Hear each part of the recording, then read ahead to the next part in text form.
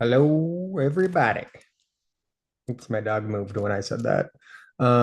This is the fourth lecture of econometrics for data science. I'm going to share that screen. So let's go over here. Today, we are talking about the data generating assumptions and the least squares estimator. So essentially, we're going to go over a bunch of assumptions that are built into what we talked about last time using least squares to estimate population regression equations, like get sample regression equations out of that. So we propose this population relationship, and we don't know what the parameters of that relationship look like. Immediately on proposing that relationship via linear regression, we are at least implicitly making an assumption about linearity, which we have already talked about. We'll talk about again today. Um, this is going to get messed up if I don't fix it. So I'm going to fix that right now. So there's a lot of different ways to do that we talked about last time. Now we can prove that that's a great way to estimate things using least squares. So minimizing the squared error terms. So ordinary least squares, I should clarify, as I mentioned last time. So we're going to minimize the sum of squared errors. That's ordinary least squares. If all of the assumptions that we go over today hold, then you can prove that that's a very good method for estimating the parameters, at least in sample. And so we can talk about that again. We will talk about that again more. But that proof is sort of an in sample proof. And then we could add more to ask, when is this a good way to estimate and predict things out of sample? But basically, we're going to go over each of those assumptions. And first, I kind of want to start off by saying a great deal of what econometrics is dedicated to is assessing whether these assumptions hold. Because again, we talked about early on, like a lot of econometrics comes out of like, I can't do an experiment on my research question. My research question involves human behavior out in the real world. And so a lot of these assumptions do not hold when we're not creating random data sets via experiments. So assessing whether they hold is a huge part of what grew out of econometrics. And then that has again spilled into disciplines other than economics because that's important in many disciplines if you want the true parameters from a linear regression. And then next step, what should we do if they don't hold? A lot of the remainder of this course after this lecture will be about that, what different techniques we'll do related to different violations of different assumptions. And then we also critically want to think about like which of these assumptions are important for our task at hand. And we'll talk about that a little bit right away and two full rank here. But first, let's just talk about, we've talked about the first two already in previous lectures. The first assumption is linearity. So there needs to be a linear relationship between the independent variables and the dependent variable. However, we already know that we can do nonlinear transformations on those parameters and then include them linearly in our regression equation. That gives us a vast amount of flexibility. There's still definitely functions that don't fit there, but it gives us a lot of flexibility. So there are many nonlinear underlying models that we can estimate using linear regression. Full rank, the columns of X, so the columns of the independent variable matrix, right? That's what that is. Let's see if I have one down here. I don't think I have one in this one, but you guys know. Go back to the last one if you don't know what X is. X is a matrix of independent variables. If we include a constant, the first column of that matrix is ones. The second column of that matrix is our first independent variable. The next one is our second independent variable. Suppose we were just doing a categorical or dummy variable regression where we were doing income on gender. And we decided to include as independent variables both male and female, and we only had males and females in our data set. Then I know if somebody is a female or male upon observing only one of those variables. So in fact, we'd be like putting the same information in twice. That would be a violation of the assumptions of linear regression. You just can't estimate because you can't tease out. It's impossible to tease out the different effects when they are the same effect. That's essentially fundamentally what's happening. Now, this leads us to think about what if they're highly correlated, but not perfectly correlated? Well, if they're highly correlated, that's fine because you still do have full rank. You're not violating this assumption if they're highly correlated, but not perfectly correlated. You're only violating this if they're like perfect linear function of one another. And that can be true across many variables. So maybe x3 is a linear combination of x1 and x2, or even x5 is a linear combination of 1, 2, 3, 4, 5, 1, 2, 3, 4. So that could be very complicated and hard to notice in the data, but it will mess up. I mean, you won't even be able to estimate it because like you can't invert the matrix, as we'll see, as we already saw. We need to invert a matrix to get the solution to the parameters of this. We saw exactly that in our last lecture, and you can't invert a matrix that's not full rank. So now one thing that comes up a lot in my life and is very common across the board is I argue that people are way too much thinking about multicollinearity and not thinking about missing variable bias enough. And there's a trade-off between these. Missing variable bias leads to biased estimates of our slopes. So an example of this might be if I estimated the impact of number of bedrooms on house price, I would get a large positive slope estimate.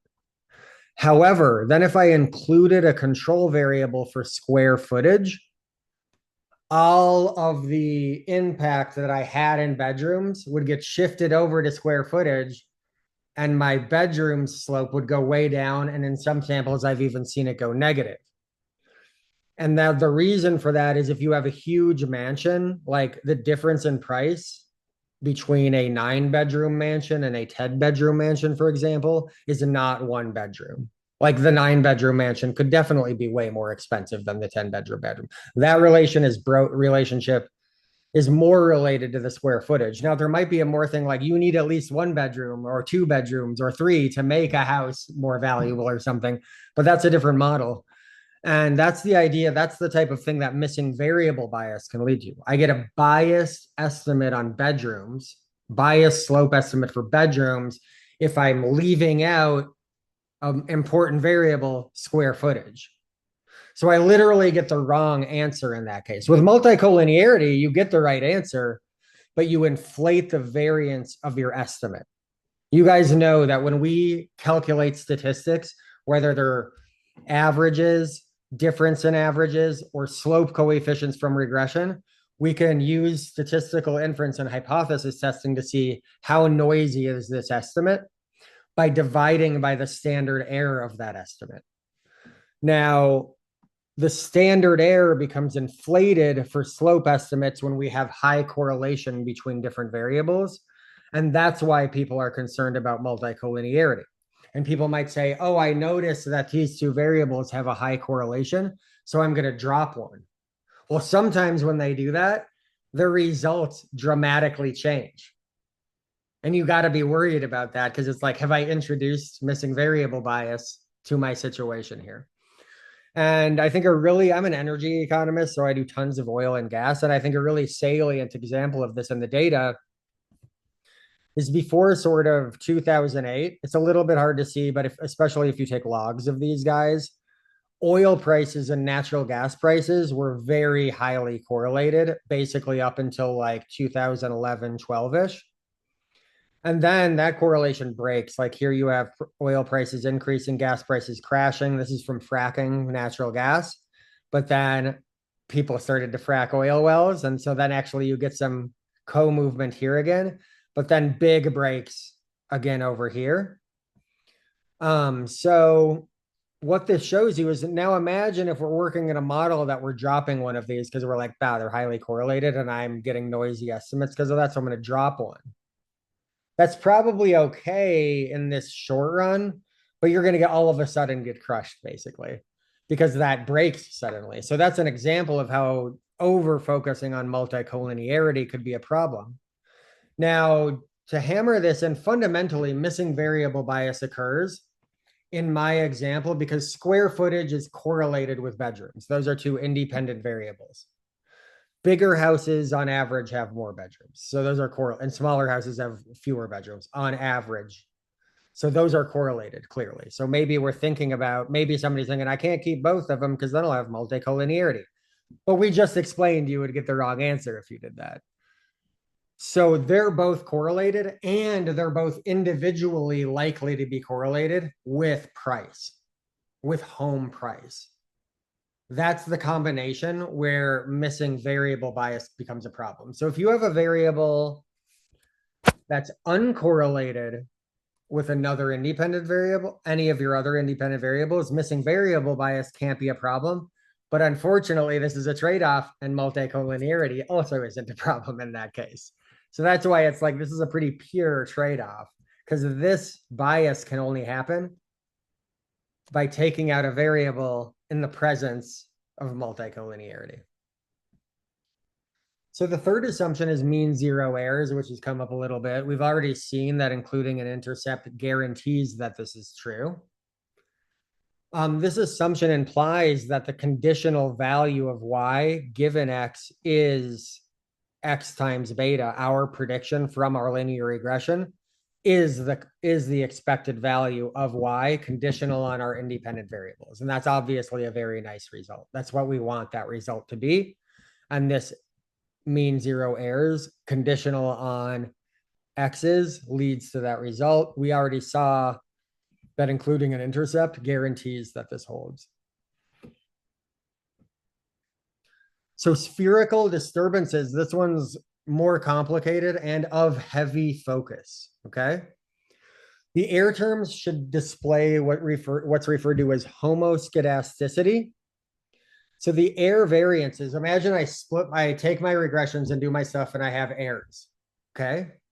Because we know we have error, or residuals is what I observe in the sample.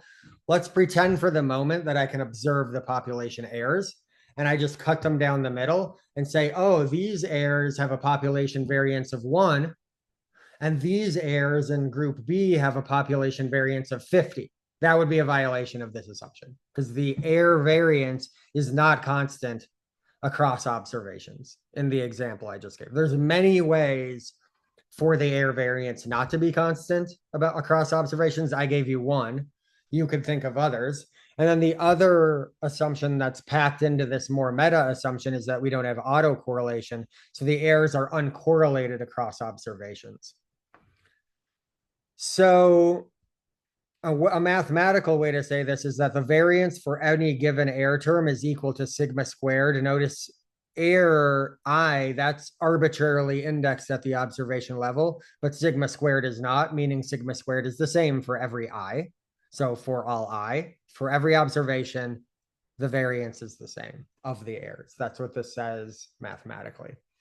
No autocorrelation means that the covariance between two arbitrarily chosen error terms is 0, because that means that those aren't correlated, and that's the autocorrelation, no autocorrelation assumption. Now we can represent, of course, this assumption in a matrix. So in general, the variance covariance matrix of a regression model looks something like this. Or of really, it doesn't have to be of a regression model, but of a regression model in our context. So these are, remember, we have a regression equation and there's an error term at the end, okay? So now we can think, well, down the diagonal, I have like my first error right here in the first row and my first error in the first column. So the question is, how is the first error correlated with itself? That's the variation or the variance of that one error. And then in the second, we have error 2. So that's the variation of the second error term. So we have on the diagonal of this matrix represents the variance of all of our error terms. Now, this matrix represents the assumption version of the matrix. All of those are the same number in the assumption version of the matrix, right? Here's all our variances. Here I'm allowing them to potentially be different because this is a general matrix. But once I impose the assumptions, I can say, well, the assumption is that all of these are the same number, sigma squared. So we can go ahead and substitute sigma squared on the diagonal. The other assumption is that there's no autocorrelation, which means all of the off diagonal elements are zero. So then this is just the identity matrix pre-multiplied by sigma squared. Because the identity matrix is all zeros off diagonal and ones on diagonal. And if we multiply that by sigma squared, we just get sigma squareds on all those ones on the diagonal. So this matrix represents the spherical disturbances assumption of the error terms in regression. One thing we're going to do a lot of is take a look at, well, what if we have a matrix? What if we think we have a matrix that doesn't look like this? Like if the error terms are correlated, what will this matrix look like? We'll have numbers in the off diagonal. We might want to estimate what that correlation looks like, but this is an n by n matrix and we have n observations. So we cannot independently estimate every covariance for sure. And that right there is a big econometric question that we'll talk about. So I just want to show you guys what violations of this assumption look like. So if the blue data looks to represent homoscedastic data, constant error variance. The green data is heteroscedastic, non-constant error variance. Why? Let's look over here between 80 and 100. We got big spread out errors. Down here between 0 and 20, we got really tight errors. The variance of the green errors, the heteroscedastic data, is clearly higher up here than it is down here. So this is a really simple version of what heteroscedasticity could look like. It could look very different than this and be very complicated because the error could be different across individual values for very different reasons. It could be related to Y values and not, well, I mean, I guess in this sense, it's like because it's upward sloping, high Y values or high X values could be said to be involved with high error terms. That's a pretty common case, but a simple one. And I really want you to know there's other cases, and some of them could be very complicated. Logistic regression naturally has heteroscedastic data by the theory. You can basically prove setting up a logit that you're going to have heteroscedasticity in that regression. So that's one of my undergraduate students in statistics called this a falling ice cream cone. So if you need to remember heteroscedasticity, think falling ice cream cone.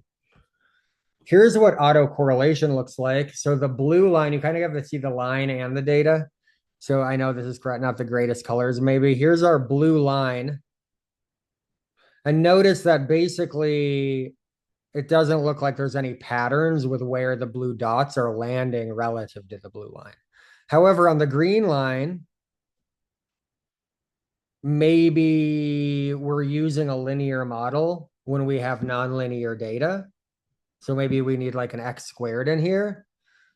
So having that missing, A, will lead to missing variable bias, but will also lead to autocorrelation. So there's many different things that might lead to autocorrelation. What autocorrelation looks like is over here, the green errors seem to all be positive, and then they all kind of jump to negative for a while. And so that's autocorrelation. These green errors definitely seem to be like, oh, the last error was negative. I'm going to go ahead and guess the next one's negative too. If your guess is like better than half, then something's going on with autocorrelation. Again, this is a more simple case of autocorrelation. We could have crazy complicated cases of autocorrelation. So non-stochastic regressors are independent variables. The independent variables are fixed in repeated samples. So this is often true in scientific experience, but this is often not true in observational data. So we kind of want a lighter touch assumption if we can get one, which we can relax it if the covariance between the independent variables and the error term is equal to 0. And then the question is, how do we know? Well, I don't know. I feel like a student added this later. We don't know that. So, But that's a great question to add. I'm not going to leave it there just because I feel like it's a little bit confusing. One of my recent older semesters, I accidentally have shared edit access. So sometimes I'm like, I'm going to just use this to do my homework or add notes to it or something. But that's a great question. So the question I just deleted was, how do we know if this is true? And in general, we don't know if this is true. We could, for example, set up a supply and demand model, pretend that we were going to just collect quantities and prices and pretend we thought that was a good idea, and then show that that was a bad idea in a simulation in our first lecture of a econometrics for data science class. And in that case, we'd be able to show under this theoretical model, this is false. Okay. We can't show that in the sample data. Covariance X epsilon, or sorry, X residual E, our sample error terms, always will be zero by design. So when you by the math of ordinary least squares, the covariance between X and E is zero. So you can't go grab more data, bigger machine learning, and fix this problem. No, this is a theoretical problem. That's why things happen like people who don't know econometrics collect quantity and price data and go, oh, well, I got a positive line, so it must be the supply curve. Or, oh, I got a negative slope, so it must be the demand curve. All of you know that that is very bad reasoning. And what it ignores is the underlying system, the theory, supply and demand. And you can't fix that. You cannot fix ignoring that with more data. Woo! Oh, it's exciting. I was excited right there. So yeah, that's a great question. And yeah, we don't know unless we have theoretical reasoning in the background. I mean, we could have really strong theoretical reasoning like supply and demand. This is certainly a problem. But there's definitely many more complicated cases where it's hard, like maybe this is an issue. Now, there are tests for what's called endogeneity, violation of this assumption. But they do not involve looking at the covariance of X residuals because that's zero by definition. So normality, the error terms will follow a normal distribution. This assumption is supported by the central limit theorem if we have a lot of data, right? Because we'll just get convergence by the central limit theorem when we have more data, just like for any random variable. And this assumption is not required to show the optimal properties. It's more for statistical inference and hypothesis testing. So that's why we make this assumption. So that's kind of weird. Like hypothesis testing is we need normality for standard hypothesis testing, I should say. We can do other types of hypothesis testing without this assumption. And those are very common nowadays. And that's definitely, we can say big data and more powerful computing does definitely help with that issue. Because things like bootstrapping, where it's just like taking new random samples out of a super sample or something like that, which is a great way to do hypothesis testing, more data, more computing power are useful in that environment for sure. So those are the assumptions. Now we have the theorem, the Gauss-Markov theorem, which is very important. You should know what that is as a data scientist if you don't yet. It states that ordinary least squares, minimizing the squared error terms to get our B's, which you guys saw and are working on, or maybe already worked on before this video, so you know what I'm talking about on that, is blue, or the best linear unbiased estimator. So what does best mean? Best means, so it's unbiased. So that means on average, the expected value of B is equal to beta, which is the population unobserved parameter. That's obviously a good characteristic. There's other estimators where this would be true.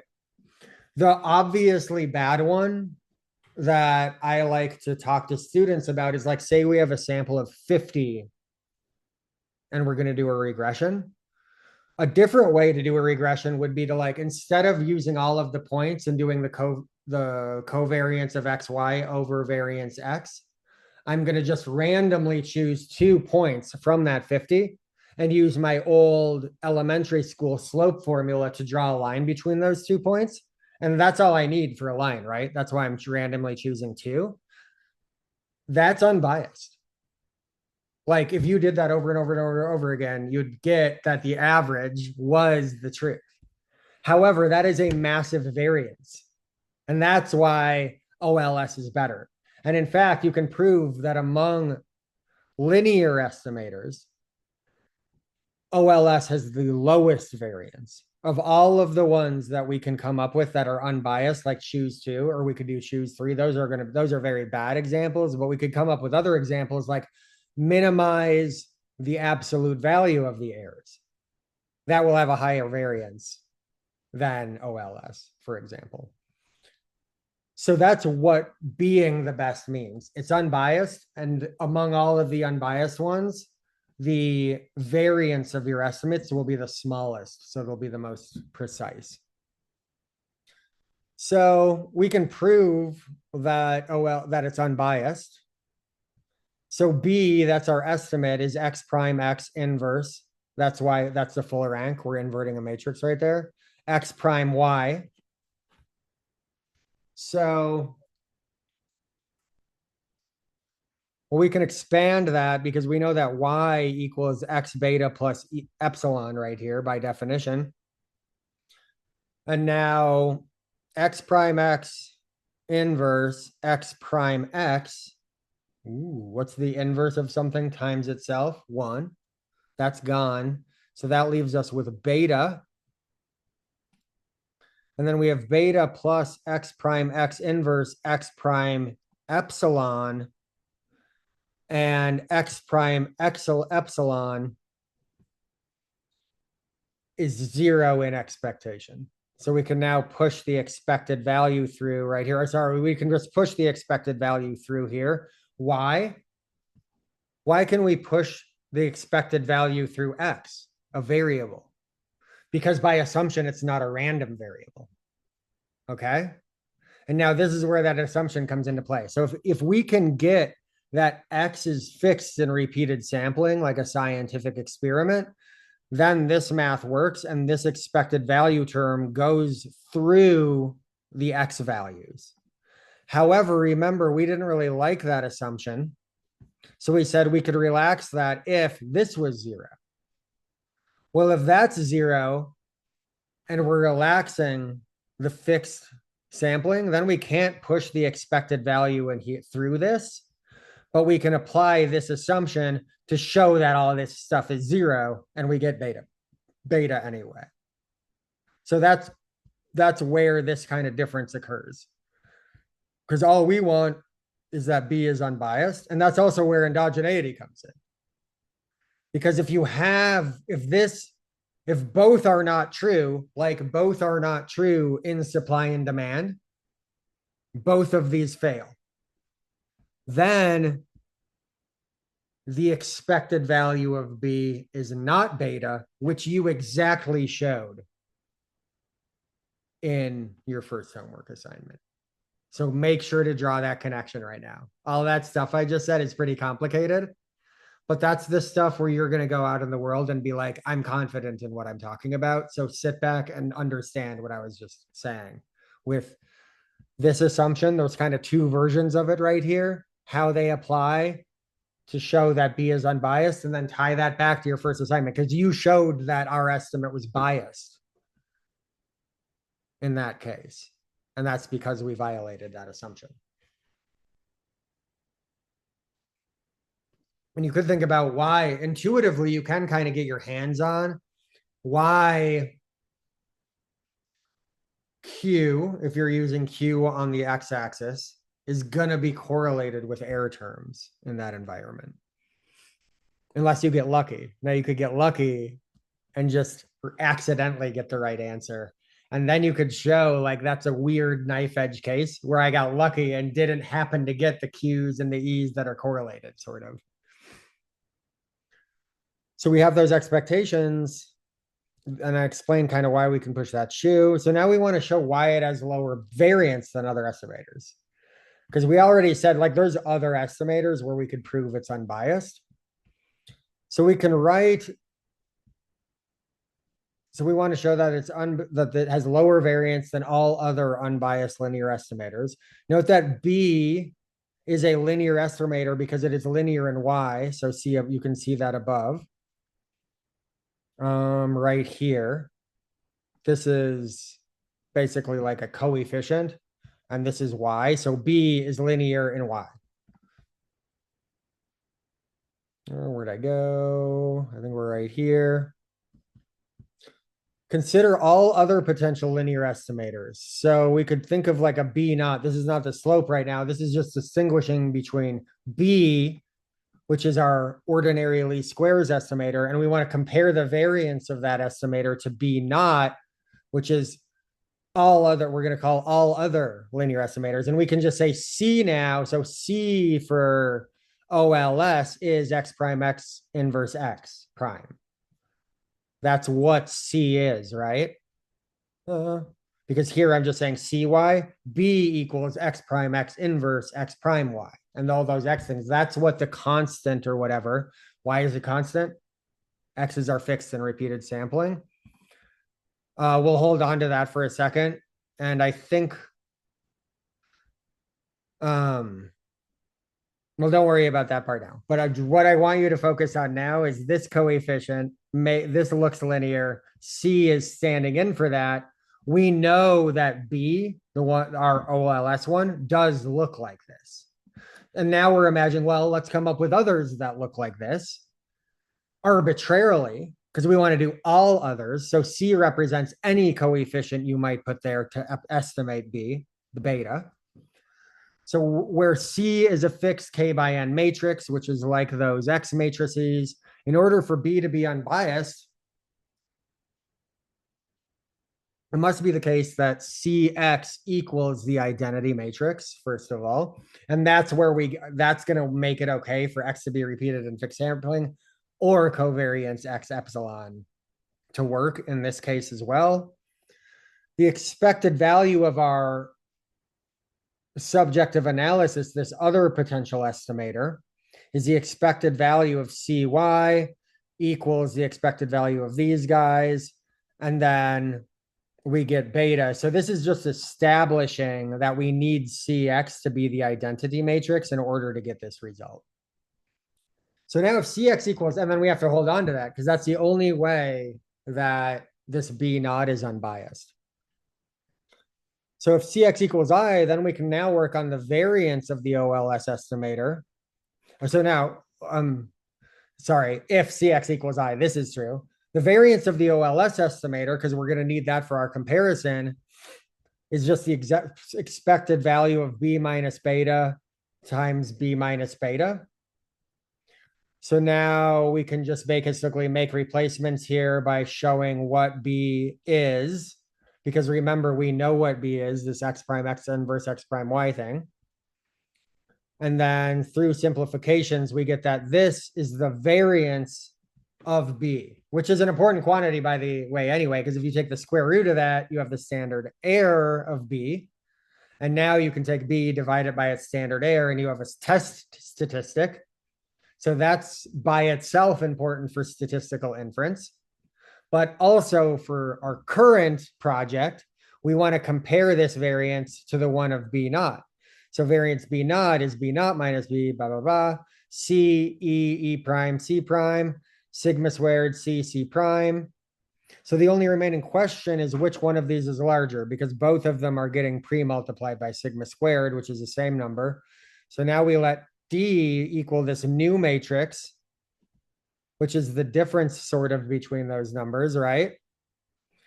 So then we can say the variance of B naught is now, we can solve this for C, right? Is D plus this stuff. And now we're getting somewhere because now we have this D plus hanging out, which is probably positive.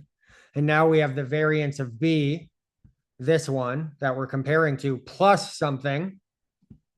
It can be shown that DD prime is a non-negative definite matrix. So var B is at least as big. Var B naught is at least as big as var B. So we just proved the Gauss-Markov theorem, basically, by showing, yes, it's unbiased. And among all unbiased linear estimators, this one has the smallest variance.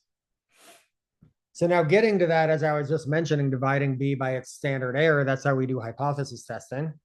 So we use this, so we can use assumption number six above in order to do statistical inference, which is the normality of the error terms. So we're going to apply that assumption now. We could do different types of inference that are newer and use a lot of computational power and stuff if we don't believe we have normal error terms. But if we do have normal error terms, then we have epsilon is normal 0 sigma squared I. That's our variance covariance matrix from above, the one under spherical disturbance assumption. Since B is a linear function of epsilon, we can now write B because a function of a linear function of a normal is normal. Boom. So B is normal beta, because we know the expected value of B is beta. We already showed that. We already showed what that variance is above. So this is the distribution of B. In most cases, we will not know sigma squared. So then we use a student's T statistic and a sample variance. So T, the test statistic, T distribution, because we probably don't know the population variance, looks like this, which just looks like every other test statistic. Our estimate minus our null hypothesis about what the population parameter was. We almost always use 0 there, which means there's no relationship when we're doing statistical inference with regression. So almost always this ends up just being B over S square root SKK. So KK is because we have a multiple regression potentially. So we might have 20 different, if we have 20 independent variables, then we have 20 plus intercept potentially B estimates. And that's why this variation occurs right there. And the reason that SKK is there is because we can essentially have different variance across our different X values happening. And a more variance with our X values can be hurtful and useful depending on what it looks like in the data. But that's why this denominator varies by independent variable. So confidence intervals, if we have, of course, we have, so that's hypothesis testing. If we can get a test statistic, we can get a p-value, and we can see what's the probability I would be wrong by rejecting the null hypothesis. I'm assuming you guys have that, but I'm going to say that one more time in case you have to go back and be like, I need to understand what he just said. The p-value, which you can get easily once you have this test statistic, is the probability that you would be wrong by rejecting the null hypothesis. In regression, usually the null hypothesis is that there's no relationship. So if I do XY, the p-value is the probability that I'm wrong by saying this evidence, yes, indeed, implies that there is a relationship. That means I'm rejecting the null. My p-value is the probability I'm wrong with I'm doing that. Another way to think of the p-value is it's the probability of observing the data you observe, the sample you get under the null hypothesis. If that's really, really low, we're going to reject the null hypothesis. Try to understand why my two interpretations of the p-value just now mean the same thing. Confidence intervals means like, okay, where there's a 95% probability that the true parameter that I don't know is inside this interval. We can create those once we have estimates of B and estimates of B's standard error, because we know if B is normal, then certain proportions of estimates sit within certain numbers of standard errors, right? Like 95% between plus or minus 2, stuff like that. Again, we're using T because we don't know the population variance, so that's going to be a little bit more spread out. But this is essentially how we create those. Again, this B minus beta, almost always the beta is the beta under the null hypothesis. Almost always zero. Are those cases where it's not zero though. And then we can just rearrange this. Just let me know if you have questions about this math. This is just the definition of the probability that has to be true. That if we have a t statistic, then the probability of this t statistic right here, because that's our t statistic, that's just this. The probability that's between these two numbers is well defined and is 1 minus lambda. And then we can rearrange that mathematically to say, okay, the lower bound is b minus the test statistic. The test statistic is how many standard errors you have to go out times the standard error. And then the upper bound is just adding that same. How many standard errors you need to go out to maintain this 95% in the middle times the standard error.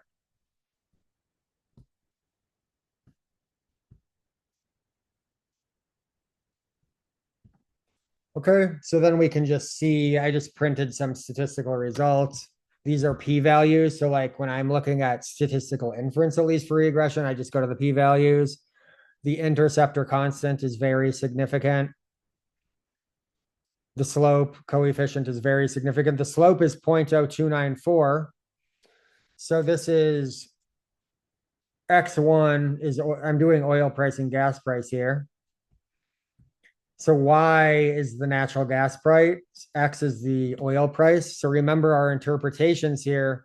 When oil price goes up by 1, natural gas price goes up by 0.0294 cents. Or sorry, yeah, $0.0294 or 2.94 cents on average in the data. This is a statistically significant result because the standard oil air is just 0.4. So when we divide by that, we get a large test statistic. This lands very far from the null hypothesis in standard errors. That's what this number means. This number is 8 standard errors above the null hypothesis of 0.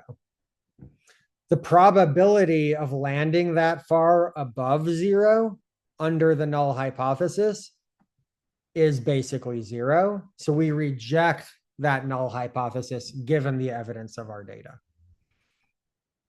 All of these interpretations, not all of them, many of the interpretations I'm making depend on whether these assumptions are holding. So that's kind of where we're going next. When do they not? What do we do if we believe that those assumptions do not hold? Okay. Well, thank you for your time. And it was good to be here on a video with you again today. Don't hesitate if you have any questions. I'm happy to meet, chat. We should chat about projects too. Speaking of projects, like really, I want to like basically meeting is the best thing because you and I can brainstorm. I'm sure all of you guys have ideas or can come up with ideas that are quite feasible. Oftentimes the harder part is narrowing down the idea and also taking something that maybe is like 5 years worth of work and be like, we got 2 months. So, but I think there's a lot of cool things you guys could do. So don't hesitate to reach out to chat about projects. Okay. Bye-bye.